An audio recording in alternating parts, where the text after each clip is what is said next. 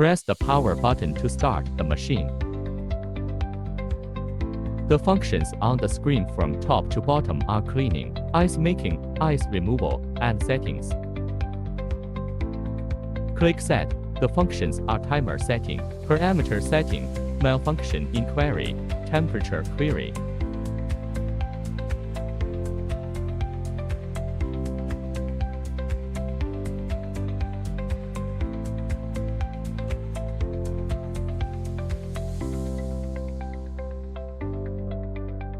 Click on the parameter setting.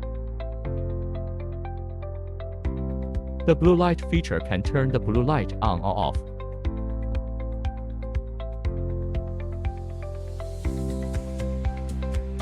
The ice thickness correction function regulates the ice thickness. Drainage cycle. The function can adjust the pumping cycle time.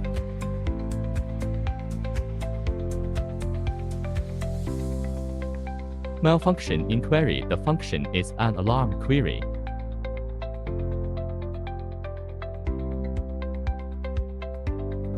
The temperature query function can be displayed, ambient temperature or ice core temperature.